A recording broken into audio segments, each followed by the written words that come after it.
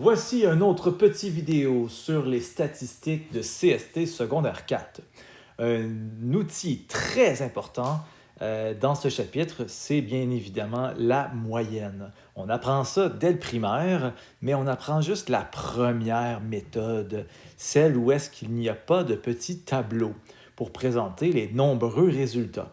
Et il y a trois façons principales de calculer la moyenne arithmétique.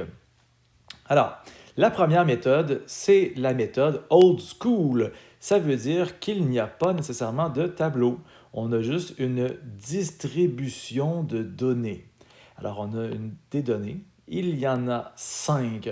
On va utiliser très régulièrement la lettre N pour dire qu'il y a, par exemple, 5 résultats dans ma distribution. Alors, j'ai écrit les chiffres et le symbole pour la moyenne, ça ici, c'est le symbole qu'on utilise pour, au lieu d'écrire moyenne. Donc, dans les calculatrices, il est fort possible que tu vois apparaître ceci lorsqu'on fait une analyse statistique grâce à la calculatrice. Alors, la technique que la plupart des gens connaissent, c'est que tu additionnes les nombres, comme ça ici, et tu divises par le nombre de chiffres qu'il y avait. Alors ici, c'est n égale 5. Alors, on additionne tout ça, ça donne 35. On divise par le nombre de chiffres 5 et ça nous donne un résultat moyen de 7. Okay? Ça pourrait être, exemple, le nombre de points que tu as fait dans les 5 derniers matchs au basketball. Ben, en réalité, 2 points, 4 points, 7 points, 10 points, 12 points. Et tu as fait une moyenne de 7 points par match. Ensuite de ça, donc le tableau à données condensées, que j'aime bien appeler pas de classe. Quand on le dit vite, là, j'aime ça, pas de classe. Et ensuite de ça, j'aime bien aussi l'appeler le tableau choix de réponse. Comme si en réalité on avait une classe c'est comme si j'étais devant une classe par exemple, et je demandais par exemple le nombre de chums et de blondes que tu as eu durant l'année. Alors, 0 personne. Donc, tu n'as pas eu de blonde, pas de chum. Levez la main. Alors, sans gêne, il y a 10 personnes qui lèvent la main. Ensuite de ça, qui a eu un chum, une blonde? Il y a 12 personnes qui lèvent la main. Ensuite de ça, donc, il y a 8 personnes qui lèvent la main pour 2 personnes. Et ensuite de ça, les plus wild, il y a 2 personnes qui ont eu 3 fréquentations. Et quand on regarde n égale 30, ben, c'est qu'il y a 30 personnes dans la classe. Alors, comment on fait pour calculer une moyenne de cette façon? Ben, il est très avantageux de rajouter une autre colonne. Et dans cette colonne-là, je vais tout simplement faire V fois E. Alors que les couleurs qui sont ici, je ne les ai pas mis de façon arbitraire, au hasard. Donc, V, c'est pour la valeur, E pour l'effectif, le nombre de personnes qui ont levé la main. Alors, on y va. Donc, on doit finalement faire le V fois le E. Donc, 0 fois 10. 0 fois 10, ça fait 0. Ensuite de ça, 1 fois 12. 1 fois 12, ça donne 12. 2 fois 8, ça fait 16. Alors, je vais écrire les résultats. Donc, 12, 16, 6. On additionne tout ça. Donc, ça donne 34, comme ça ici. Et ce qu'on doit faire pour trouver la moyenne, c'est qu'on doit faire la somme des VE, donc ça ici, 34. Et ensuite, on divise par l'effectif total.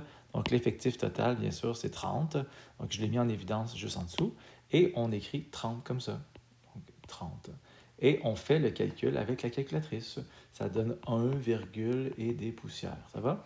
Donc, je n'ai pas nécessairement fait le calcul au préalable, mais on a juste à faire 34 divisé par 30. Tableau à données groupées. Alors, je vais vraiment juste pour la méthode. Okay? Alors, la méthode, j'ai déjà commencé mon tableau. Okay? Le tableau pourrait représenter, je ne sais pas moi, le nombre d'heures que tu as travaillé cette semaine, durant l'été. Alors, entre 0 et 10 heures, il y a 2 personnes. Entre 10 et 20 heures, 4 personnes.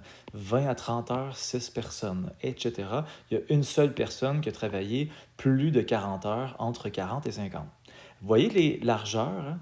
sont toutes pareilles, comme si c'était des tiroirs. Alors, dans le tiroir 0-10, il y a deux personnes. Dans ce tiroir-là, et les tiroirs sont tous égaux, toutes la même amplitude qu'on appelle. Alors, l'amplitude est de 10, donc la largeur du tiroir, c'est 10. Et dans ce type de tableau, ça peut être intéressant d'aller cibler, c'est quoi le milieu ici, là, entre 0 et 10? Bien, dans certains cas, c'est vraiment évident, là. Entre 0 et 10, bien sûr, c'est 5 piastres par exemple. Entre 10 et 20, ben, c'est 15 piastres. Quand on fait référence à l'argent, habituellement, les cerveaux s'allument et c'est assez simple de trouver le centre. Quand on n'est pas trop sûr, ben, ce qu'on peut faire, c'est qu'on peut additionner les deux chiffres ici, là, puis tu divises par 2. Donc, 20 plus 10, ça fait 30. 30 divisé par 2, 15. 20 plus 30, 50. Divisé par 2, 25. Fait que des fois, ça peut aller quand même assez bien de faire ça si jamais, en calcul mental, on a peut-être un peu plus de difficultés. Alors, ici, la stratégie, c'est la même que le tableau à données condensé.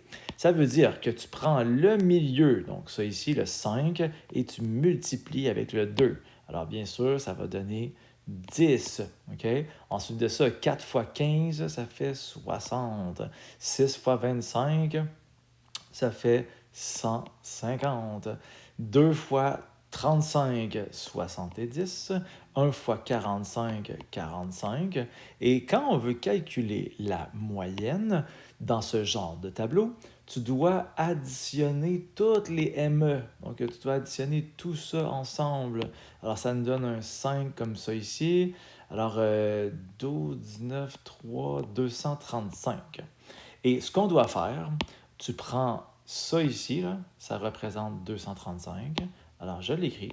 X bar est égal à 235 et on divise par l'effectif. L'effectif total qui est 15. Et si on effectue ce calcul, ben, ça va donner 15, donc ça va nous donner évidemment la réponse, 15, des poussières.